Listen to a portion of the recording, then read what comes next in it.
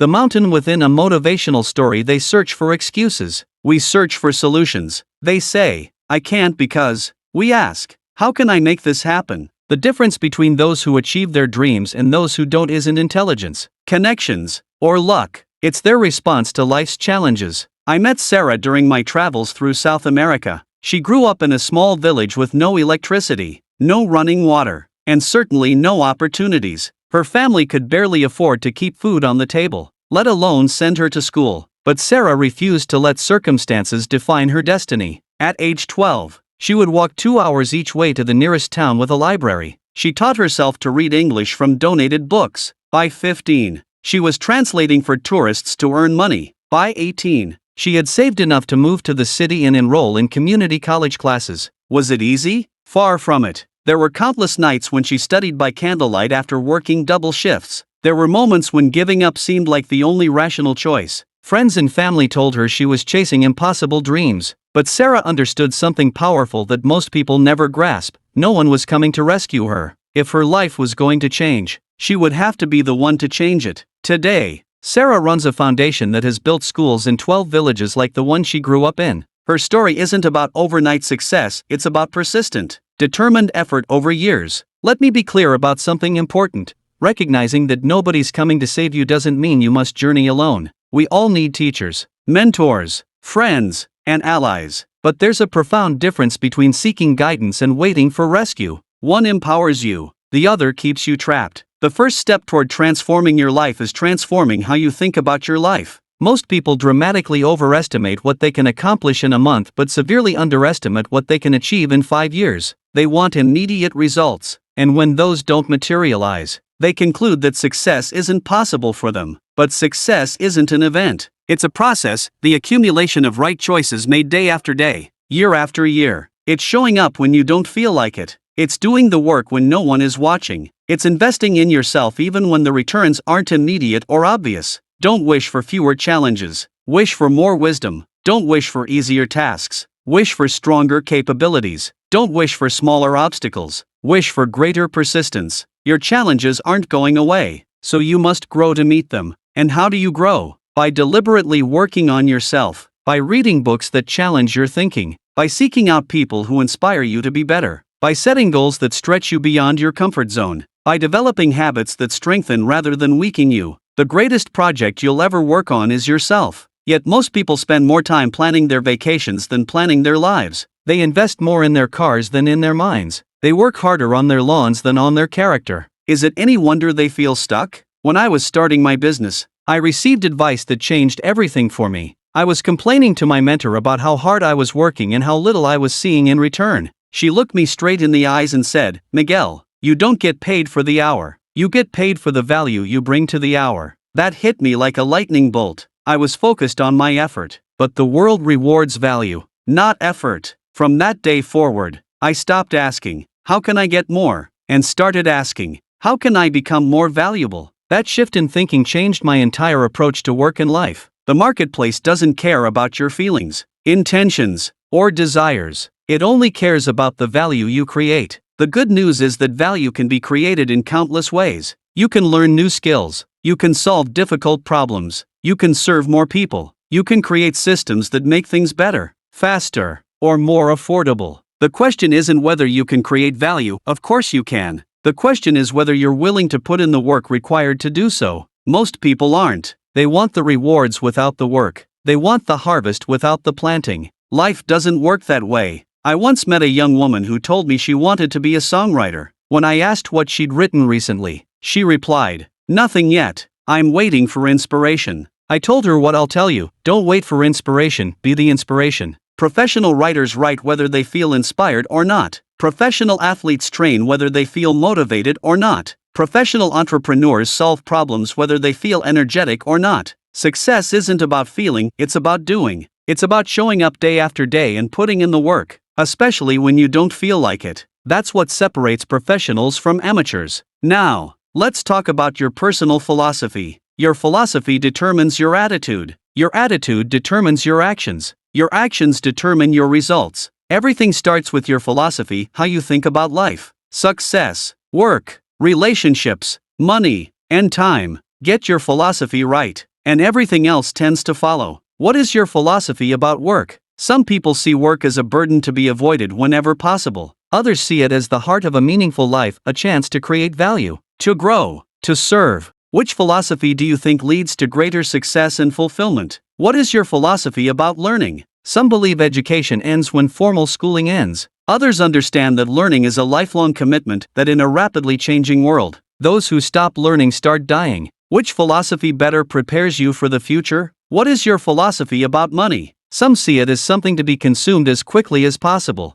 Others see it as a seed to be planted and grown. Which philosophy leads to financial freedom? Your philosophy isn't something abstract or academic. It's intensely practical. It shapes every decision you make, every habit you form, every relationship you build. And here's the amazing thing, you get to choose your philosophy. You get to decide how you'll think about the fundamental aspects of life. I urge you to develop a philosophy of personal responsibility, to understand that while you can't control every circumstance in your life, you can always control your response to those circumstances. I urge you to develop a philosophy of continuous growth, to commit to being better tomorrow than you are today. I urge you to develop a philosophy of contribution, to measure your success not just by what you get, but by what you give. With the right philosophy guiding you, taking action becomes natural. You don't need someone to push you because your own beliefs pull you forward. You don't need external motivation because you're driven by internal purpose. You don't need someone to save you because you're too busy saving yourself. Let me share something powerful. Most of us underinvest in ourselves. We'll spend money on entertainment, clothes, cars, and vacations but hesitate to invest in our own development. We'll pay for streaming services without blinking an eye but think twice about buying a book that could change our lives. We'll spend hours scrolling through social media but claim we don't have time to learn a new skill. The most successful people I know are relentless self-investors. They understand that no investment yields higher returns than investing in themselves. They buy the books, they take the courses, they hire the coaches, they attend the seminars. They know that what they know and can do today isn't enough for tomorrow. And here's the beautiful thing about investing in yourself, no one can take it from you. Your knowledge, skills, character, and habits are assets that can't be stolen or destroyed. They appreciate rather than depreciate. They open doors that would otherwise remain closed. But, you might say, I don't have the money to invest in myself right now. I understand that times can be tough,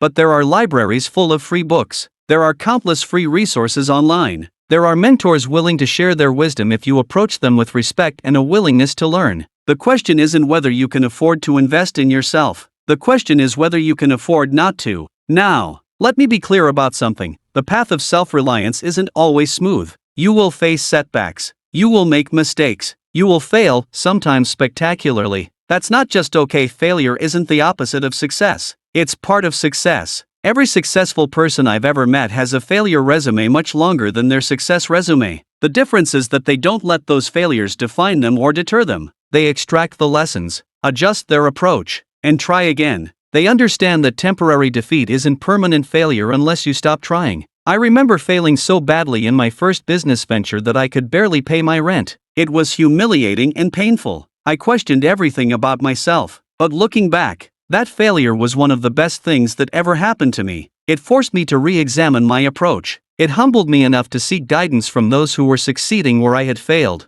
It taught me lessons I couldn't have learned any other way. When you stop expecting someone to save you from your failures and instead learn to extract value from them, you become unstoppable. Because now, neither success nor failure can derail you, both simply provide information that helps you adjust your course. Let's talk about creating your own opportunities. Most people wait for opportunities to come to them. They want the perfect job opening, the perfect business idea, the perfect relationship to just fall into their lap. But that's not how life works for most of us. We have to create opportunities, not wait for them. How do you create opportunities? By developing rare and valuable skills. By solving problems no one else is solving. By building a network of relationships based on genuine connection and contribution. By being so good at what you do that people can't ignore you. I know a man who wanted to change careers but couldn't get his foot in the door because he lacked experience. Instead of complaining or giving up, he volunteered to do free work for several companies in his desired field. Was it easy? No. He was working his paying job during the day and doing this volunteer work nights and weekends. But within 6 months, he had built a portfolio of real-world projects and developed relationships with people who could open doors for him. One of those volunteer gigs turned into a job offer. and he's been thriving in his new career ever since. That's what happens when you stop waiting for opportunities and start creating them.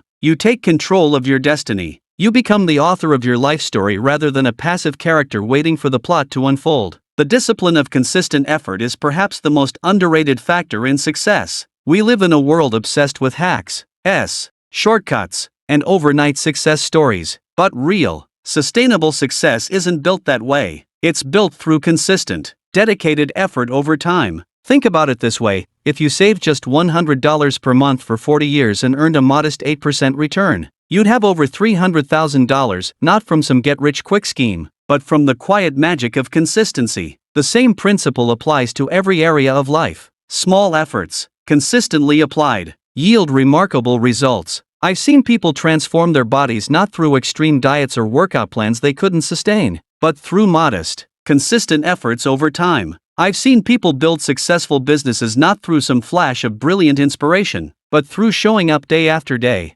serving their customers, and gradually expanding their capabilities. I've seen people develop amazing skills not through innate talent, but through dedicated practice over years. Consistency isn't flashy. It doesn't make for exciting stories, but it works when nothing else does. When you commit to consistent effort in pursuit of worthy goals, you set forces in motion that can change everything about your life. Now, let's talk about something that many motivational speakers neglect: your environment. You can have the best intentions, the strongest willpower, the clearest goals, but if your environment is working against you, you're fighting an uphill battle. Your environment includes the people you spend time with, the information you consume, the physical spaces you occupy, the tools you use, the systems you rely on. All these factors either make it easier or harder for you to become who you want to be. The people around you are especially important. You've probably heard that you're the average of the 5 people you spend the most time with. Their attitudes, habits, and expectations gradually become yours. Their limitations can become your limitations if you're not careful. Their dreams, or lack thereof, can shape your dreams. I'm not saying you should abandon friends or family who aren't as ambitious or growth-oriented as you are, but I am saying you need to be intentional about finding and spending time with people who lift you up rather than drag you down.